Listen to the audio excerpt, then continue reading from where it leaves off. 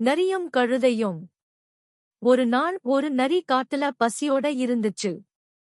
காட்டுல ஏதாவது மிருகம் இருந்தா அடிச்சு சாப்பிடலாம்னு எல்லா இடத்துலயும் தேடி பார்த்துச்சு. எவ்வளவு தேடியும் வேட்டையாடி சாப்பிடுறதுக்கு எந்த மிருகமும் கிடைக்கல நரிக்கு. கொஞ்ச நேரத்துக்கு அப்புறமா ஒரு கழுத அதோட கண்ணுல பட்டுச்சு.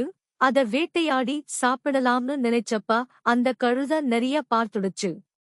ரொம்ப பயந்து போன கழுத கொஞ்சம் யோசிக்க ஆரம்பிச்சுச்சு.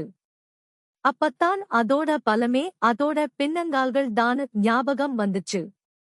எப்படியாவது நரிய தன்னோட பின் பக்கத்துக்கு கொண்டு வந்துட்டா ஒரே எத்தி எத்தி தப்பிச்சு போயிட்டலாம்னு முடிவு செஞ்சுச்சு. உடனே நரி கிட்ட, எனக்கு ரொம்ப பயமா இருக்கு. நீங்க எப்படினாலும் என்ன அடிச்சு சாப்பிட போறீங்க, அதுக்கு முன்னாடி எனக்கு ஒரு உதவி செய்யுங்கன்னு சொல்லுச்சு. உடனே என்ன உதவின்னு கேட்டுச்சு நரி. அதுக்கு கழுத சொல்லுச்சு, நேத்துதான் குரங்கு ஜோசியர் கிட்ட எவ்வளவு நாள் நான் உயிர் வாழ்வேன்னு கேட்டேன்.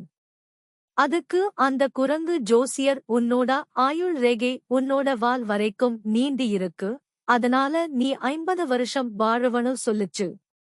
ஆனா நான் உங்க கிட்ட மாட்டிக்கிட்டேன். தயவு செஞ்சு என்னோட வால் வரைக்கு என்னோட ஆயுள் ரேகை இருக்கான்னு பார்த்து சொல்லுங்கன்னு சொல்லுச்சு. ஒரு நிமிஷம் யோசிச்ச நரி கழுதையோட வால் பக்கத்துல வந்து ரேகை எதுவும் தெரியுதான்னு பார்த்துச்சு. அதுதான் சரியான நேரம்னு நினைச்ச கழுதை ஒரே எத்து ஏத்துச்சு.